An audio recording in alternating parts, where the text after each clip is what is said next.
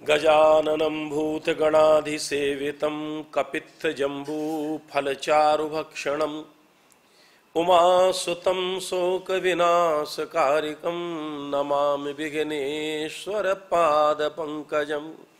बोलो श्री गणेश जी महाराज की जय। गणेश जी महाराज किसी एक युग के देवता नहीं है। श्री गणेश विघ्नहर्ता तत्व हैं। विघ्न हरने वाले जो देव हैं वो गणेश हैं। श्री रामचरितमानस के अनुसार गोस्वामी तुलसीदास जी ने भी जब भगवान शंकर का विवाह तय हो गया और प्रभु भोलेनाथ आशुतोष विवाह के लिए उन्होंने अपनी सहमति प्रदान कर दी, तो चले मनाए गणेश। अब प्रश्न ये आता है कि भगवान शंकर और पार्वती का जब विवाह ही नहीं हुआ तो चले मनाए गणेश कैसे हो सकता है। वहीं पर श्री गोस्वामी तुलसीदास जी महाराज कहते हैं, सुर अनाद जी जान। गणेश जी यानी ये जो देवता हैं वो अनादि हैं। सुर अनाद जी जान। तो कहने का अभिप्राय यह है कि हम कोई भी कार्य करें, भगवान श्री नारायण ने श्रीमद् भागवत के अनुसार जब देवता और राक्षसों के सहयोग से समुद्र मंथन करवाया, तो जब कोई वस्तु नहीं निकल रही थी तो फिर उस समय उन्होंने श्री नारायण ने सभी से यही कहा कि क्या तुमने गणपति पूजन किया है। बोले गणपति पूजन तो नहीं किया। बोले गणेश पूजन करो, तभी कोई कार्य की सिद्धि प्राप्त होती है। तो विलोक्य विघ्नेश विधिम तदेश्वरो, सभी ने सागर के तट पर भगवान श्री गणेश का और वंदन किया। तो भगवान गणेश कोई सामान्य देव नहीं है, ये आदि देव हैं। जब भी आप कोई कार्य करते हैं, छोटे से लेकर कोई बड़ा कार्य तक, मांगलिक कार्यों में मंगल मूर्ति गणेश जी का स्मरण परमावश्यक है। और एक हमारे ब्रज की बहुत अच्छी कथा आती है कि क्या श्री कृष्ण ने भी गणेश पूजन किया। बोले हां। एक बार ऐसी घटना आती है कि गणेश चतुर्थी का दिन आया। श्री मां यशोदा कृष्ण को लेकर के गणेश मंदिर में, नंद भवन के पास में गणेश मंदिर में पूजन करवाने के लिए गई। और जब वहां पर पहुंची तो उन्होंने कहा, देखा थाली में कि पूजन का सामान तो सब है, लेकिन चंदन की कटोरी भूले आई है। भगवान श्री कृष्ण से मां यशोदा ने कहा, बोले लाला कन्हैया, बेटा गणेश पूजन तो होएगो, लेकिन एक काम कर, मैं चंदन की कटोरी भूली आई हूं, तू एक काम कर, नंद भवन में जाए के अमुक स्थान पे चंदन की कटोरी रखी भैया, वाय लेके आ जा। भगवान श्री कृष्ण ने कहा, मैया तू मुझे ये क्यों करे कि रात में सो जा, नहीं तो जल्दी से हुआ आ जाएगो, और मैं रास्ता में गयो और मुझे रास्ता में यदि हुआ मिल गया तो। मां ने कहा, बेटा कन्हैया, दिन में हुआ ना मिले, हुआ रात में मिले। भगवान श्री कृष्ण ने कहा, मां मैं नहीं जाऊंगा। तो प्रभु श्री कृष्ण से मां यशोदा ने कहा कि बेटा तू यहीं पर बैठ मंदिर में, और मैं गणेश जी के पूजन के लिए चंदन की कटोरी लेकर के आती हूं।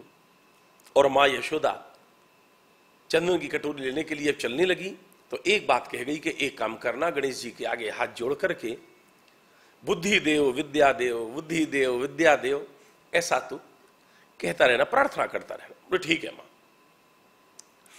मां यशोदा तो चली गई। आंख बंद करके गणेश के सामने बैठ करके प्रभु श्री गोविंद ने बुद्धि देव विद्या देव, बुद्धि देव विद्या देव ऐसा कर रहे थे। तब सखाओं ने देखा, मंदिर के चारों ओर जंगल में खेलते खेलते सखा जब आए तो बोले, कृष्ण दुनिया तो आपका भजन करती है, पर आप किसका भजन करते हो। बोले मैया कह गई हम वैसा ही कर रहे हैं। बोले हम तुम्हारे पास आ जाएं। बोले आ जाओ। जब सखाओं ने मंदिर के अंदर प्रवेश किया तो सभी सखाओं ने मधुमंगल, किंकणी, तोक, सुबल, ऋषभ आदि आदि सखाओं ने कहा कि बोले कृष्ण इस थाली में क्या है जो कपड़े से ढकी हुई है। बोले हमें मालूम नहीं है, मैया ढक के गई है। बोले बार देखो तो सही। जो वस्त्र हटाया उसमें गोल गोल लड्डू रखे हुए थे गणेश के भोग के लिए। तो मधुमंगल आदि सखाओं ने कहा, बोले कृष्ण ये मिष्टान देख करके तो हम पर रुका नहीं जाएगा, और इनमें से लड्डू हमको। बोले कि नहीं, ये गणेश जी के भोग के लिए हैं। तो सखाओं ने कहा कि एक काम करो, आत्मसंतुष्टि ही गणेश की संतुष्टि होगी हमको। तो प्रभु श्री कृष्ण ने जब आग्रह बहुत देखा सखाओं का, तो एक एक लड्डू सब सखाओं के हाथ पर दे दिया। लड्डू बटते बटते समाप्त होने लगे, एक लड्डू बचा। भगवान श्री कृष्ण ने विचार किया कि जब सखा सब खा रहे हैं तो एक लड्डू अब ये कौन खाएगा। प्रभु श्री कृष्ण ने एक लड्डू अपने मुख में पधरा दिया, और उसके पश्चात में जब प्रभु ने देखा दूर से मां आ रही है, तो भगवान श्री कृष्ण ने सखाओं से कहा कि तुम चले जाओ, मैया आ रही है। सखा एक एक करके मंदिर से बाहर चले गए, और भगवान श्री कृष्ण ने उसी समय एक पत्थर का टुकड़ा लेकर के थाली में रख करके ऊपर से कपड़ा ढक दिया, और फिर मंदिर में बैठ करके बुद्धि देव विद्या देव, बुद्धि देव विद्या देव। मां यशोदा चंदन की कटोरी लेकर के आई, और देखा कि जो बेटे को मैं कहकर गई थी वही ये भजन कर रहा है। बोले बेटा कृष्ण मुंह बंद कर, जो पढ़ा करके गई वैसा ही बोल रहा है, एक अक्षर नहीं बदला तुमने, और अभी से इतना भजन कर रहा है तो आगे कितना बड़ा भगत बनेगा।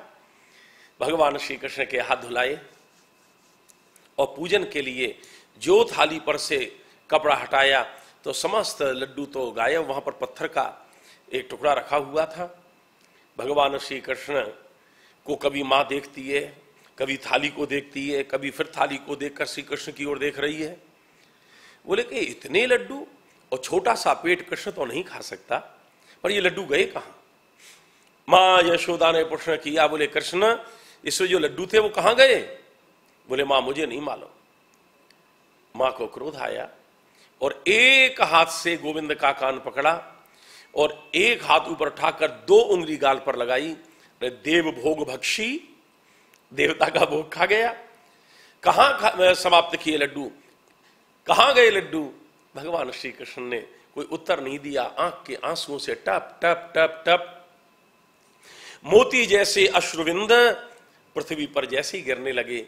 मां ने दोबारा हाथ उठाया, बोले ये बतला लड्डू है कहां, नहीं तो और मारूंगी। जो दोबारा हाथ उठाया, मूर्ति में से गणेश प्रकट हो गए, और मां यशोदा का हाथ पकड़ लिया। बोले मां इसको तू मार रही है, लड्डू मैंने खाए थे, तेरे आने में थोड़ी देरी हो गई, इसलिए ये थाली के लड्डू सारे लड्डू मैंने ग्रहण कर लिए। कहने का अभिप्राय, भगवान श्री गणेश ने मां यशोदा से ये कह दिया, मां आज इसके नाम से मेरी पूजा होती है। गोस्वामी तुलसीदास जी ने श्री राम तत्व के लिए, भगवत तत्व के लिए स्पष्ट कहा है, शिव ही शिवता, हरि ही हरिता, विधि ये विधिता दई। ये राम और कृष्ण कौन हैं। शंकर के लिए शिव तत्व दिया, ब्रह्मा के लिए सृष्टि करने का कार्य सौंपा, और हरि ही जे हरिता दई, पालन का कार्य भगवान श्री नारायण के लिए सौंपा। ये राम कृष्ण तत्व ऐसे अद्भुत तत्व हैं। लेकिन जब ये अवतार लेकर के आते हैं तो मानवोचित जितने भी व्यवहार हैं ये स्वयं करते हैं। और भगवान श्री कृष्ण ने गणेश पूजन करके समाज को ये संकेत दिया कि जो भी लोग पृथ्वी पर जन्म लेकर के आते हैं, मांगलिक कार्य में उनको गणेश पूजन करना अनिवार्य है। भगवान श्री गणेश की लीला अद्भुत है। आप गणेश पुराण पढ़कर देखें, अनेक अनेक राक्षसों का वध करने में और गणेश जी समर्थ हैं। और सबसे बड़ी बात यह है कि गणों के ईश हैं, दूतों के ईश हैं, और इनका नाम इसलिए गणपति कहा गया। और भगवान गणपति को दूर्वा बहुत बहुत पसंद है। गणेश अथर्वशीर्ष के द्वारा जो पूजन करते हैं उन्हें धन धान्य की प्राप्ति होती है। गणेश पूजन जो करते हैं उनके समस्त अमंगल नष्ट होते हैं। और तो और क्या कहूं, प्रातः काल उठ करके ओम गंग गणपतये नमः, ओम गंग गणपतये विघ्न विनाशनये स्वाहा, आदि आदि अनेकों मंत्र हैं गणेश जी के। गणेश जी का जो पूजन करता है उसके समस्त विघ्न समाप्त हो जाते हैं। और इसलिए मैं आप सबके लिए इस गणेश चतुर्थी के पावन पर्व पर हार्दिक शुभकामना देता हूं। भगवान गणपति आपका मंगल करें, आपके घर में सब खुशहाली रहे, रिद्धि सिद्धियों के सहित भगवान गणेश आपके घर में विराजें। जय श्री कृष्ण, राधे राधे।